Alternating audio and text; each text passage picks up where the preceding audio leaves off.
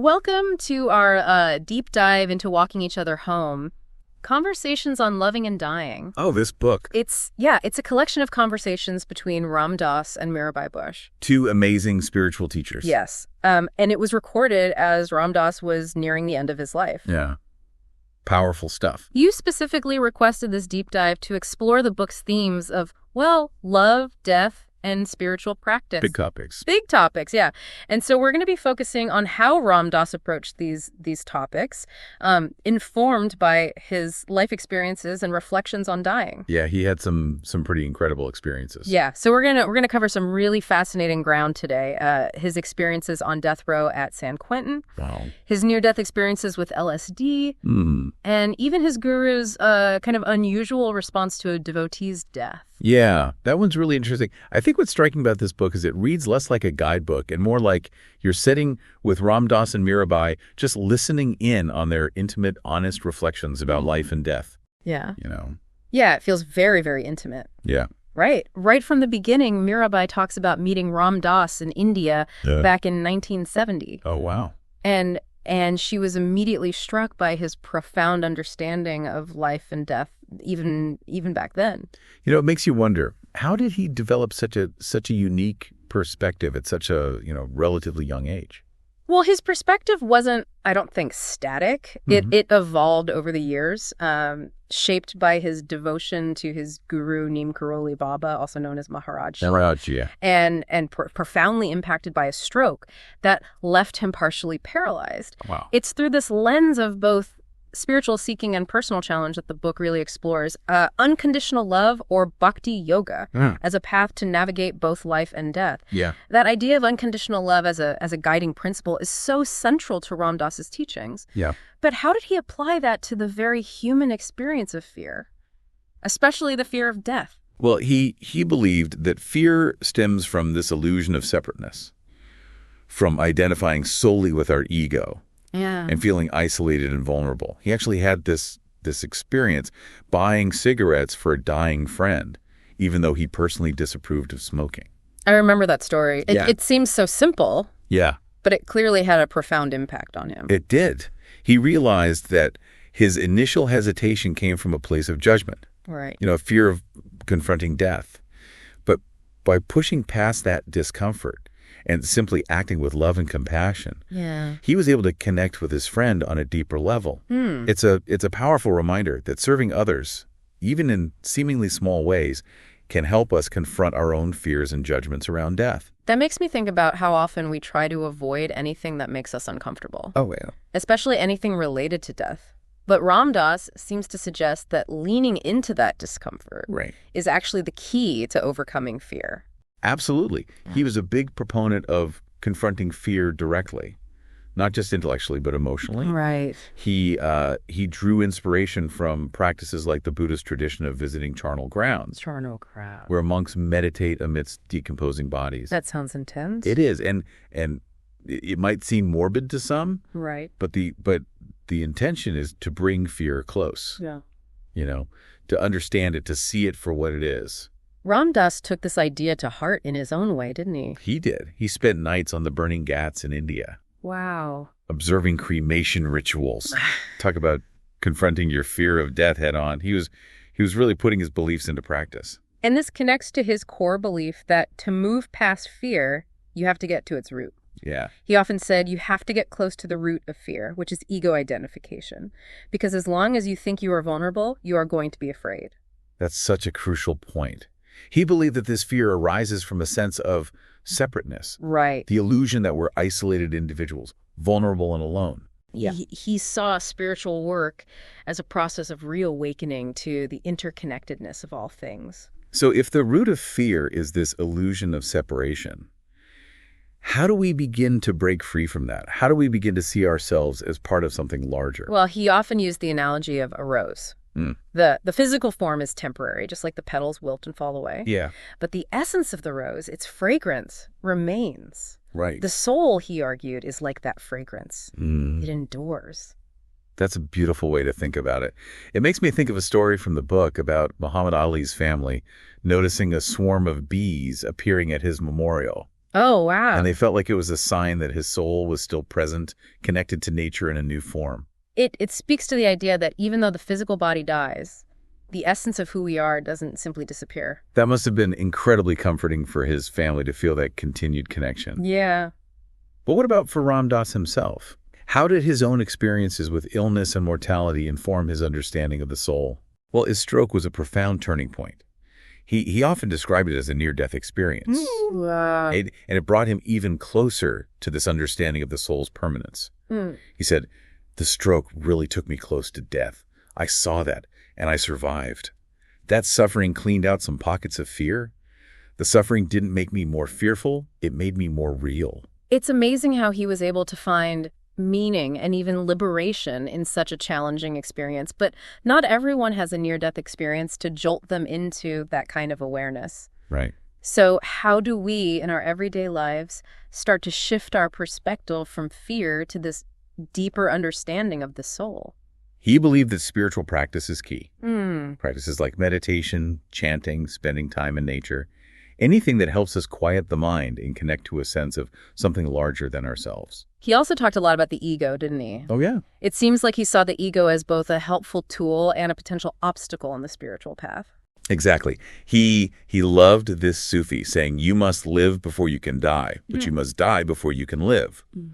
It speaks to letting go of our attachments, recognizing that the ego, while necessary for navigating the world, can become a tyrannical master if we let it. So it's about finding that balance, right? Yes. Using the ego as a tool, but not letting it define who we are. Exactly. But how do we start to loosen the ego's grip? What did Ram Dass suggest?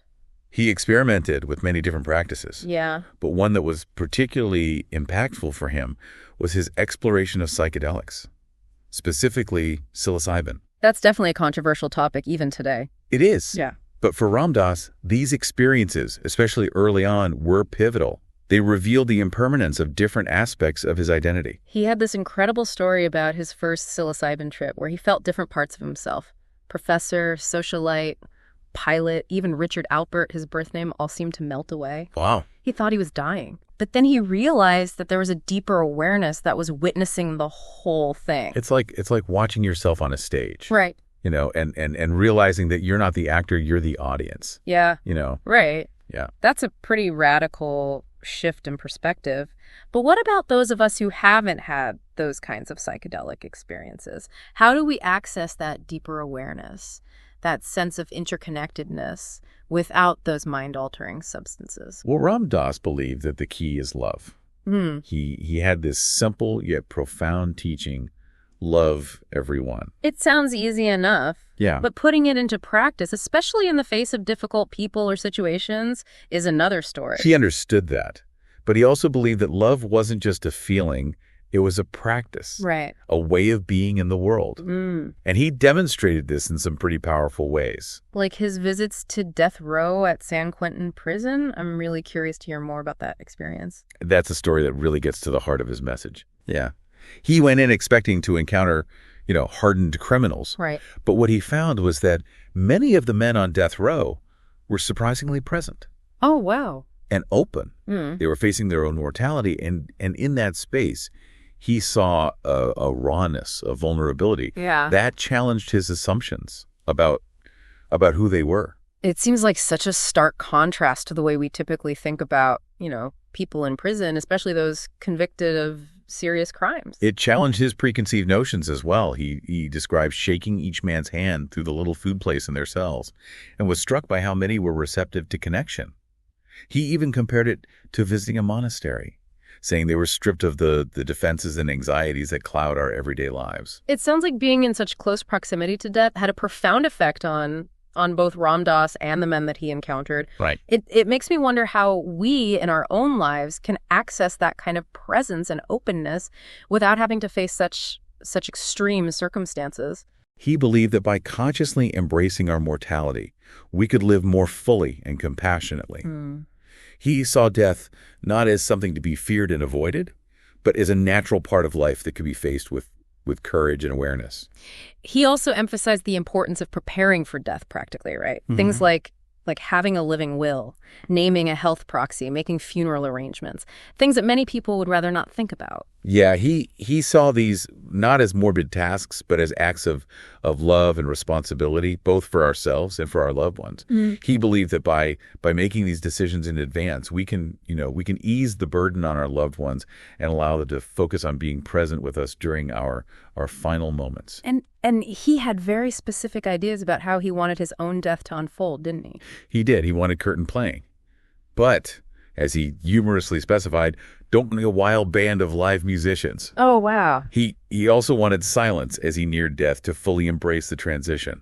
It's interesting that he wanted both the celebratory aspect of curtain and the quiet contemplation of silence. Yeah. It speaks to his desire to embrace the fullness of the dying experience. It also highlights his focus on creating a sacred space for dying, whether at home or in a healthcare facility. Right. He envisioned a space with fresh air, natural light, flowers, perhaps even an altar with images or objects that evoked peace and connection. That makes me think about the growing popularity of death doulas. Oh, yeah. They're like guides for the dying process, helping people create a more conscious and meaningful experience. Yeah. It's a beautiful way to reclaim death as a natural part of life, something to be faced with awareness and intention rather than fear and denial. It's a beautiful sentiment, but I think for many people, the idea of facing death consciously is still incredibly daunting. I understand that. There's so much fear and uncertainty surrounding it. Yeah, Ram Dass understood that. He shared a poignant story about his friend Mary McClelland. She was dying of cancer. And in her final days, she seemed to have glimpses of another realm. The day after John Lennon died, she opened her eyes and said, "There's good music there now." Wow. What a detail, right? It suggests that even in death there can be beauty and joy. Yeah. It's a reminder that death doesn't have to be this terrifying, bleak event. It can be a transition filled with meaning and even a sense of homecoming. That must have been comforting for her loved ones to witness. Speaking of comforting, there's also a story about Ram Dass's mother. Yeah. And their conversation about death. He described how his mother, who'd always been, reserved, became vulnerable and open as she faced her own mortality. Yeah. They had never really talked about death before. And in that space of honesty, he was able to reassure her that he sensed her essence wouldn't simply disappear. He had that intuitive knowing. Yeah. Informed by his own spiritual experiences, that there's something beyond the physical body that persists. Exactly. And it's a beautiful example of how death can create a space for deep connection. Yeah. And honest conversations that might not have been possible otherwise. Yeah. It seems like all of Ram Dass's teachings, from his emphasis on love to his embrace of spiritual practice, ultimately point back to his understanding of the soul. It all comes back to the soul. Right. He often used that analogy of a rose. Yeah. The petals wilt and fall away, but the fragrance, the essence, remains. Right. And he believed that this essence, the soul, is what connects us all. It does. And he also pointed to a story about Muhammad Ali's family noticing a swarm of bees appearing at his memorial. Oh, yeah. And they felt it was a sign that his soul was still present, connected to nature in a new form. And his own stroke, which he described as a near-death experience, seemed to deepen his understanding of the soul's permanence. He said after the stroke, he felt closer to his guru, closer to his own soul, and less afraid. His words are so powerful. The stroke really took me close to death. I saw that, and I survived. That suffering cleaned out some pockets of fear. Yeah. The suffering didn't make me more fearful. It made me more real. Wow. It speaks to the transformative potential of suffering, how it can, strip away illusions. Yeah. And bring us face to face with what truly matters. It makes you think about how we often try to avoid suffering at all costs. Right. When maybe it's in those moments of vulnerability that we discover our greatest strength and wisdom. Yeah, Ram Dass believed that the ego, while a necessary tool for navigating the world, can become a source of fear and suffering if we over-identify with it. Yeah. He famously called the ego a lousy master, but a wonderful servant. Right. And he also loved that Sufi saying, you must live before you can die, but you must die before you can live. It speaks to the idea of letting go of attachments, recognizing the the ego's limitations, and living fully in the present moment. Yeah, and of course we can't talk about Ram Dass's journey without mentioning his exploration of psychedelics. Right. Specifically psilocybin. I know it's still a controversial topic. It is. But it clearly played a significant role in his spiritual development. Absolutely. His early experiences with psilocybin, particularly his first trip, were pivotal for him. You know, he experienced a dissolution of his ego, a shattering of the illusion of self. Right. And came to see how much of what he thought was him was actually constructed by his mind. He described watching as different aspects of his identity: professor, socialite, pilot, even his birth name, Richard Alpert, all seemed to melt away. It must have been terrifying at first. He initially thought he was dying, but then he realized there was a deeper awareness that was witnessing the whole thing. Yeah. And he felt a profound sense of peace, like he was home for the first time. That's a powerful image of what can happen when we let go of our attachment to the ego, to who we think we are. Right. But what about those of us who haven't had those kinds of psychedelic experiences? Is there a way to access that same kind of awareness without those substances? Ram Dass believed there was. He emphasized that love is the antidote to fear and separation. He saw love not just as a feeling, but as a practice, a way of being in the world. Right. And he believed that through spiritual practice, particularly practices that cultivate compassion and loving kindness, we can all awaken to this deeper awareness. He had that simple yet profound teaching: love everyone. Yeah. But how do you actually put that into practice, especially when faced with difficult people or circumstances? He acknowledged the challenges, but he also believed that love isn't something we just feel, it's something we cultivate.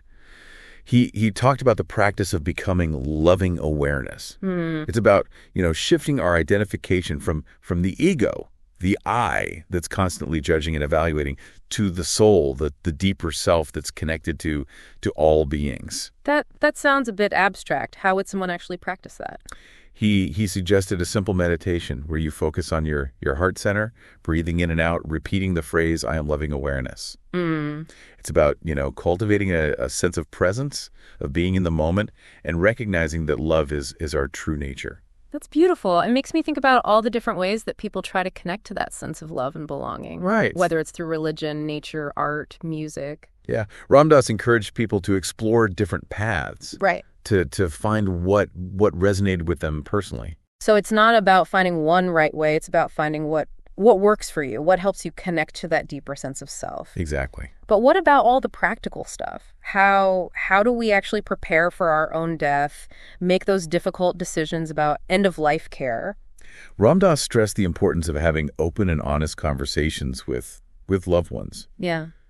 About your wishes. He emphasized having a living will, naming a health proxy, making funeral arrangements, things that most people would rather avoid thinking about. And as we talked about earlier, he even had very specific wishes for his own death. Yes. Wanting curtain playing, but no wild band of musicians, and silence as he neared death. It shows that he was thinking about these things and making choices that felt authentic to him. He saw these not as morbid tasks, but as acts of love and responsibility. By taking care of these practical matters, we can free ourselves and our loved ones to focus on what truly matters during those final moments.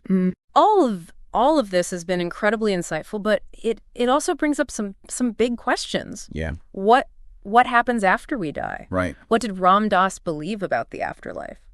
That's something we can delve into further. He had some intriguing ideas about the soul's journey beyond the physical body. Yeah. Well, he didn't really believe in heaven and hell like like in some Western religions. Yeah. Remember, his views were shaped by Eastern traditions like Hinduism and Buddhism, as well as his own kind of mystical experiences. He envisioned the afterlife as a return to a state of oneness, right, emerging back into a universal consciousness. Think of it like a drop of water returning to the ocean. Yeah, okay, I can picture that. But he also mentioned something called a soul pod, right? What exactly is that? He believed that within this vast ocean of consciousness, right, there are groupings of souls, yeah, connected through shared experiences. Love, karma, you could even say, shared destinies. Right. These are the soul pods. So like soul families, you'd be reunited with loved ones, spiritual guides, maybe even people you had challenging relationships with during your life. Exactly. Wow. And he specifically believed he would be reunited with his guru Maharajji, whom he saw as a guiding light within his soul pod. Yeah. That makes me think about the different views on reincarnation. Would Ram Dass have believed that everyone in your soul pod would reincarnate together? He did believe in reincarnation, yes. Yeah. But he saw it as a process of continuing the soul's evolution, a journey of learning and growth through multiple lifetimes. Right.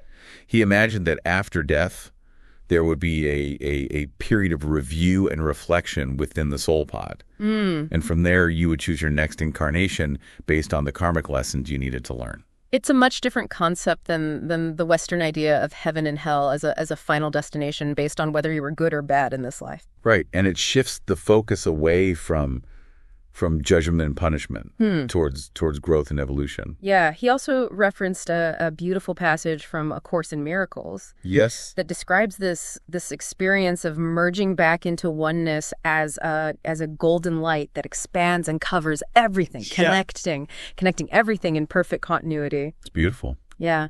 That sounds incredibly peaceful. But I'm wondering, did he ever talk about what happens to people who die suddenly? Yeah. You know, would they still have that experience of returning to the light, to their soul pod? He did talk about that. Yeah. And he believed that the preparation we do in this life, the awareness we cultivate, the love we express, the spiritual practices we engage in, right. those qualities stay with us even after the body dies. He even shared the story of Gandhi being assassinated and uttering Rams as he died. Right. You know, and for Ram Dass, that wasn't just a random word. It was a sign that Gandhi, through his lifelong spiritual practice, was prepared for death. Right. Able to surrender to the divine in that moment. It highlights a key point. What we cultivate now matters. Right. As he famously said, what is found now is found then. If you find nothing now, you'll simply end up with an apartment in the city of death.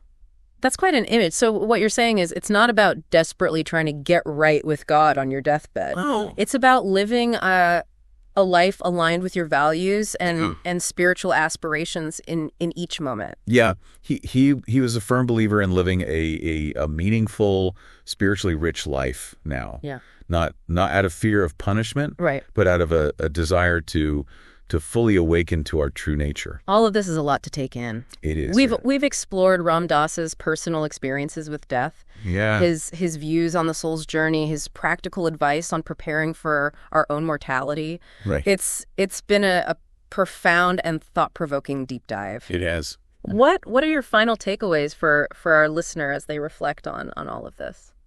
I think Ram Dass's core message was one of hope and love. Yeah. You know, he wanted us to face death not with fear, but with courage and awareness, knowing that we're not alone. Right. That there's a deeper reality that connects us all. Yeah. And he encouraged everyone to find their own path, their own way of connecting to that deeper reality, whether through meditation, chanting, spending time in nature. Right. Or any practice that resonated with them. And he reminded us that we don't have to wait until we're on our deathbed to start living a more meaningful life. Absolutely. Oh, yeah. He often said, die before you die, so that when you die, you need not die. It's about letting go of the ego's grip, recognizing that our true self is something much larger, more enduring. So as we wrap up our deep dive into walking each other home, what final thought would you leave our listener with?